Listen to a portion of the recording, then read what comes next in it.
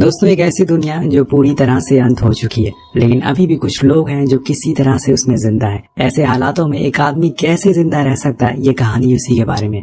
कहानी शुरू होती है और हम मार्टिन नाम के आदमी को जंगल के बीचों बीच पिछले कई सालों से रहते हुए और अपना गुजारा करते हुए देखते हैं। हम देखते हैं कि वो किसी इंसान की लाश को दफनाने जा रहा है जो शायद भूख की वजह से मारा गया हो, या फिर शायद वो आदमी मार्टिन को जानता हो। अब पास में ही हम एक कॉटेज को भी देखते हैं जिसमें वो रहता है और खुद को सेफ भी रखता है। उस आदमी को दफनाने के बाद वो आसपास कई सारे ट्रैप भी लगा देता है ताकि अगर कोई जानवर इसी लाश को खाने के लिए आए तो वो उसकी जाल में फंस जाए और उसको रात के खाने का इंतजाम हो जाए। उसने घर के बाहर एक छोटा सा फार्म भी बना रखा है जिसमें वो कुछ सब्जियां भी उगाता है। लेकिन मार्टिन को कहीं न कहीं इस बात का अंदाजा है कि अभी भी इस दुनिया में कुछ लोग जिंदा हैं जो शायद वो लोग उसके लिए खतरा बन सकते हैं। इसलिए वो अपने साथ हमेशा एक बंदूक भी रखता है। उसे देखकर ऐसा लग रहा था कि उसकी सारी उम्मीदें खत्म होती जा रही है। अब वो खाना खाता है और रात में बाइबल पढ़कर सो जाता है। उसके साथ यहाँ कोई मौजूद नहीं है, उसे अकेले ही जीना पड़ रहा है। उसके पास हम एक लड़की की तस्वीर भी देखते हैं जो कि शायद उसकी गर्लफ्रेंड या फिर उसकी वाइफ हो, जो अब इस दुनिया में नहीं है। लेकिन एक दिन जब वो सोकर उठता है तो देखता है कि बाहर दो लोग आए हैं। वो फौरन अपनी बंदूक उठा लेता है और बाहर जाता है तो देखता है कि वहाँ पर एक लेडी और उसकी बेटी खड़ी है। वो अपना नाम कैथरीन और बेटी का नाम नीरजा बताती है। वो मार्टिन को ज्वेलरी दिखाते हुए कहती है कि तुम ये सब रख लो, लेकिन इसके बदले में इस फार्म पर हमें कुछ हिस्सेदारी दे दो। असल में ये लोग फूड और शेल्टर की तलाश में इधर से उधर भटक रहे हैं, लेकिन अभी तक इन्हें कोई ऐसा शख्स नहीं मिला जिसके साथ ये रह सके और ना इन्हें खाने का सामान मिल पा रहा है। मार्टिन हिस्सेदारी के लिए मना कर देता है तो कैथरीन कहती है कि ठीक है, हमें बस आज रात यहाँ गुजारने के लिए दे दो, तुम मेरी बेटी के साथ आज रह सकते हो। वो बहुत देर सोचता है और आखिर में मान जाता है लड़की का चक्कर, क्योंकि बस एक ही रात की बात थी। लेकिन उसे अभी भी उन पर शक था कि शायद कहीं वो अपने साथ और लोगों को तो लेकर नहीं आए। लेकिन ऐसा नहीं होता। वो दोनों बहुत ही भूखे थे, इसलिए मार्टिन उन्हें सौंप देता है जिससे वो जल्दी से खत्म कर लेते हैं। अब ये देखकर साफ पता चल रहा था कि वो कई दिनों से भूखे हैं। कुछ समय तक वो आपस में बातें करते हैं और कैथरीन बताती है कि हम लोग जहाँ से आए थे वहाँ पर बहुत ज्यादा खतरा है। जो भी लोग बचे हैं वो आपस में एक दूसरे को खाने के लिए मार रहे हैं, इसलिए हमें वहाँ से भागना पड़ा। हम भागते हुए जंगल में आ गए, फिर हमें एक कॉटेज दिखा।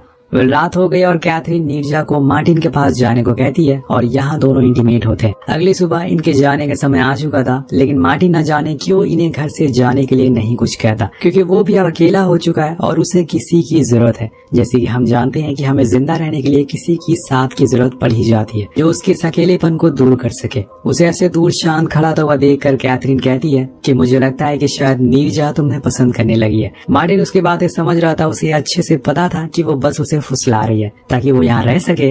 तो वो कहता है कि ये कॉटेज बहुत छोटा है और मेरे पास इतना खाने पीने का सामान नहीं है कि मैं आप दोनों को यहाँ रख सकूं। तो कैथरीन बोलती है कि अगर हम लोग साथ में काम करें तो इस फार्म को बड़ा कर सकते हैं, जिसके बाद हमारे पास खाने की कमी नहीं होगी। लेकिन मार्टिन को ये अच्छे से पता था कि वो अगर ऐसे ही लोगों को यहाँ पर रखता चला गया तो शायद एक दिन उसे खाने की कमी पड़ जाएगी, और इसलिए वो साफ साफ मना कर देता है। तो कैथरीन वहाँ से जाने लगती है, लेकिन उसके जाने के बाद नीरजा मार्टिन की शेव करने लगती है। वो उसे ऐसे साबित करना चाहती थी कि जैसे वो उसकी फिक्र करती है और वो अकेले नहीं रह सकता। वो ये भी उसे महसूस कराना चाहती थी कि उसे नीरजा की जरूरत है। अब मार्टिन है तो एक इंसान ही, इसलिए वो आखिर में हाँ कर देता और उन्हें अपने साथ रखने को राजी हो जाता है। पर ये फैसला उसके लिए अच्छा साबित होगा या बुरा, ये तो हमें आगे ही जाकर पता चलेगा। उस रात वो लोग डिनर करते हैं, जिसके बाद नीरजा फिर से उसके पास चली जाती है। अब ऐसे ही कई महीनों तक चलता रहता। अब सुबह वो लोग बाहर का काम करते हैं और फिर उसी फार्म से उगी हुई सब्जियां खाते हैं, और रात में मार्टिन और नीरजा साथ में होते हैं। तो अब कहीं न कहीं मार्टिन का भरोसा नीरजा ने जीत लिया था, पर अब उन दोनों में प्यार भी हो गया था। वहीं कैथरीन उनकी सारी हरकतों पर नजर रखे हुई थी, और जब वो माँ बेटी एक साथ बैठे हुए थे तो कैथरीन नीरजा के साथ मिलकर एक प्लान बनाती है कि अगर वो दोनों मिलकर मार्टिन को खत्म कर दें तो ये पूरा कॉटेज उनका हो जाएगा। इसलिए कहते हैं कि किसी पर आग बनकर कर भरोसा नहीं करना चाहिए। मार्टिन ने इन दोनों को अपने घर में जगह दी।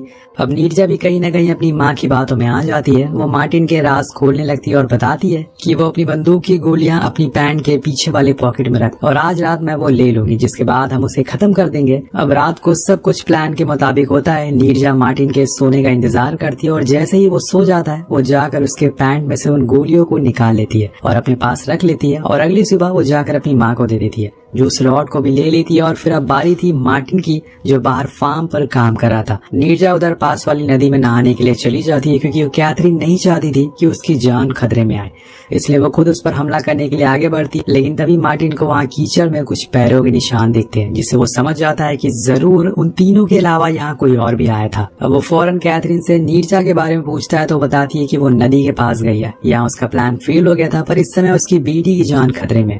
वो भागते हुए नदी के पास जाते हैं, लेकिन नीरजा वहाँ नहीं थी।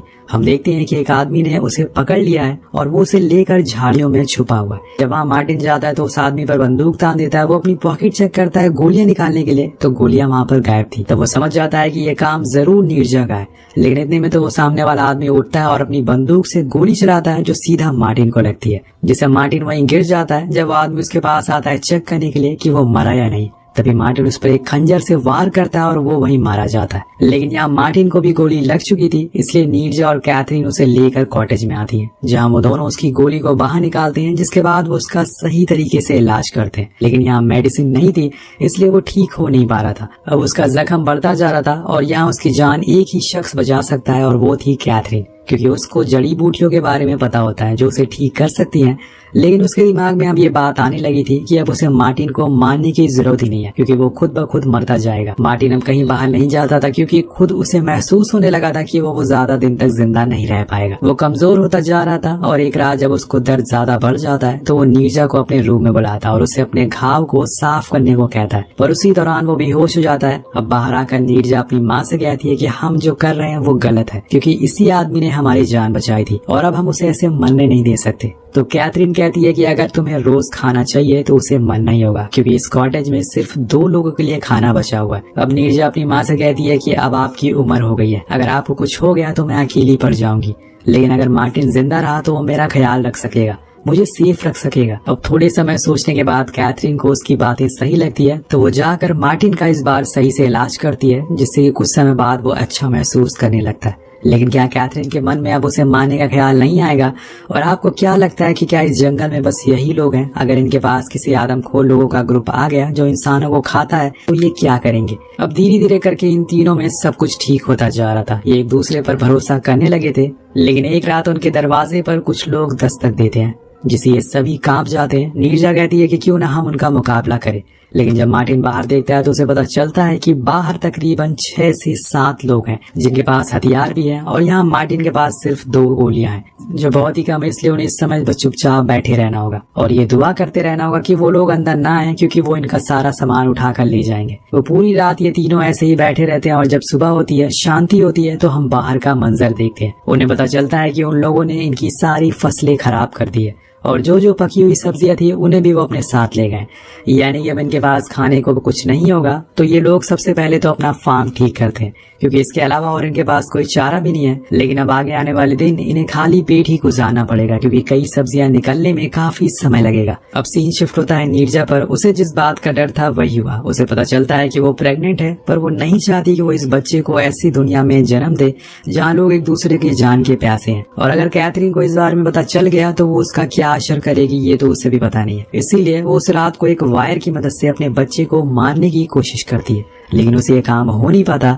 अब अगली सुबह जब कैथरीन बाहर जाती है तो उसे पता चलता है कि उसने जो कुछ दिनों पहले ट्रैप लगाया था उसमें एक भी जानवर नहीं फंसा और ना ही कोई सब्जी होगी थी। इसलिए वो कॉटेज पर वापस लौट आती है और नीरजा के पास जाकर लेट जाती है। उसके मन में अब एक और बार मार्टिन को मारने का ख्याल आ रहा था, इसलिए वो नीरजा से फिर वही बात बोलती है, और इस बार नीरजा फिर से उनकी बात मान लेती है। अगले दिन कैथरीन जंगल से कुछ जहरीले मशरूम लेकर आती है, जिसके बाद नीरजा जाकर उसे मार्टिन को दे देती है। अगले दिन जब वो लोग सोकर उठते हैं तो कैथरीन मार्टिन से कहती है कि अब वो लोग इस कॉटेज को छोड़कर जा रहे हैं, लेकिन मार्टिन उन्हें मना करता है, क्योंकि अब उसे उनकी आदत हो गई थी। अब नीरजा भी अपनी माँ के साथ जाने से मना कर देती है। इसी दौरान हम देखते हैं कि कैथरीन को उल्टियां होना शुरू हो गई है, यानी कि वो जहर नीरजा ने मार्टिन की जगह अपनी माँ कैथरीन को दे दिया था। लेकिन उसने ये गलती से नहीं बल्कि जानबूझकर किया था। मे बी उसने ऐसा इसलिए किया क्योंकि वो नहीं चाहती कि उसकी माँ मार्टिन को मारे। अगर वो अपनी प्रेगनेंसी के बारे में अपनी माँ को बता दी तो शायद वो उसे मार देती, इसलिए उसने ये कड़ा फैसला लिया। कैथरीन की तबीयत अब बिगड़ने लगती है, इसलिए वो मार्टिन से कहती है कि वो उसकी नस काट दे और उसे मौत के बाद उसे यहीं दफना दे, क्योंकि वो नहीं चाहती कि उसकी मौत बहुत ही दर्द भरी हो। मार्टिन सेम वैसे ही करता है, पर वो जब उसे दफनाने के बाद कॉटेज के लिए वापस आ रहा था तो वो देखता है कि कैथरीन के लगाए हुए ट्रैप पर 2 खरगोश फंसे हुए हैं, जिसे देख कर वो मन ही मन सोचता है कि अगर कैथरीन इतनी जल्दी फैसला नहीं लेती तो शायद आज जिंदा रहती, क्योंकि उन 2 खरगोश में 3 लोग का खाना आराम से हो सकता था। तो जल्दबाजी में कोई भी फैसला नहीं लेना चाहिए।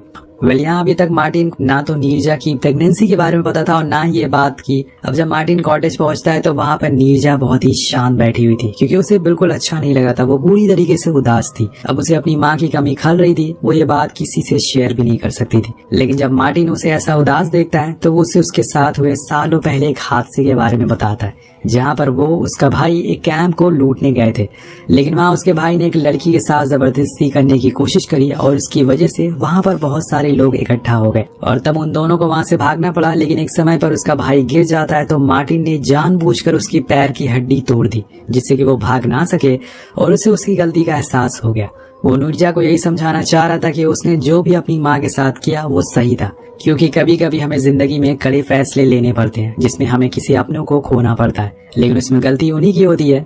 अब अगले दिन वो यही सब सोचकर रोने लगती है, क्योंकि उसने जो जीने की उम्मीद छोड़ दी थी अब वो वापस आ गई थी और उसे एक नई उम्मीद मिल चुकी थी, जो कि था उसका बच्चा और एक परिवार। अब एक दिन वो दोनों ऐसे ही बाहर शिकार करने के लिए जाते हैं, पर वापस आते समय मार्टिन को पता चल जाता है कि केबिन में कोई मौजूद है। ये वही 6 लोग थे जो पहले यहाँ पर आए थे। मार्टिन कहता है कि तुम्हें जाकर वो बीज लेकर आना होगा, क्योंकि अगर वो हमारे पास रहा तो हम उसे और फसल उगा सकेंगे। तो वो कॉटेज के ऊपर से उसके अंदर जाती है और उन सारे बीजों को ले लेती है, लेकिन आते समय वो एक खंजर भी उठा लेती है और इसी चक्कर में उससे आवाज हो जाती है और बाहर खड़े लोगों को पता चल जाता है कि अंदर कोई मौजूद है। वो फौरन अंदर जाते हैं, लेकिन तब तक नीरजा बाहर आ चुकी थी और अब वो दोनों भागने के लिए तैयार थे, लेकिन अब उनका पीछा वो सभी कर रहे थे। इसलिए मार्टिन कहता है कि तुम यहाँ से भाग जाओ, क्योंकि वो नहीं चाहता था कि उसका बच्चा भी मारा जाए। अब नीरजा को भागने को कहता है और तब तक वो उन लोगों का ध्यान भटकाता है। नीरजा भागने लगती है, लेकिन उसके पीछे एक शख्स पड़ गया था, तो उसके ऊपर खंजर से वार करने की कोशिश करती है, लेकिन उससे पहले उसका पैर एक ट्रैप में फंस जाता है, जो कि इन्हीं लोगों ने लगाया था। इसी का फायदा उठाकर नीरजा वहाँ से भाग जाती, पर उसे भागते हुए एक दूसरा आदमी देख लेता और उस पर तीर चलाता है, जो जाकर मार्टिन को लग जाता है, जिससे कि वो वहीं गिर जाता है और इसी का फायदा उठाकर नीरजा वहाँ से दूर भाग जाती है। वहीं दूसरी ओर वो लोग मार्टिन को पकड़ लेते हैं और उसे ऐसे ही जिंदा जलाकर खा जाते हैं, जिससे कि यहाँ में एक और चीज का पता चलता है कि वो लोग असल में आदमखोर थे, जो लोगों को बेदर्दी से मार कर खा जाते थे। वहीं दूसरी ओर नीरजा जंगल में घूमती जा रही थी। उसे समझ नहीं आ रहा था कि असल में वो करे तो करे क्या। उसके पास ना तो खाने को कुछ खाना और ना ही रहने के लिए कोई घर है। वो ऐसे ही पागलों की तरह जंगल में घूमती रहती है, पर एक दिन ऐसे ही घूमते घूमते वो रोड पर आ जाती है, जिसके दूसरी साइड एक फेंसिंग लगी थी, जहाँ पर कुछ गार्ड्स खड़े थे और फेंसिंग के दूसरी साइड भी बहुत सारे इंसान रह रहे, और ये शायद वो बचे हुए लोग हैं और उन्होंने एक कॉलोनी भी बनाई है, जहाँ पर वो इन आदमखोर लोगों से बचकर रह सकते हैं। उसके करीब जाने पर कुछ गार्ड्स आकर उसका सामान उठा लेते हैं और वहीं खड़े रहने को कहते हैं।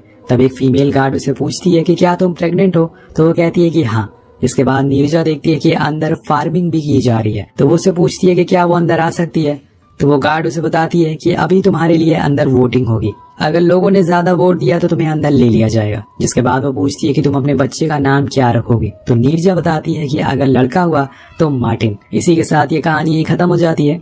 इस कहानी से हम आज की दुनिया को रिलेट कर सकते हैं कि कैसे कुछ लोग जिंदा रहने के लिए एक दूसरे को मारते हैं, और हो सकता है कि हमें आगे जाकर बिल्कुल ऐसी ही दुनिया देखने को मिले, जब लोग और देश एक दूसरे को मार रहे हो खाने के लिए।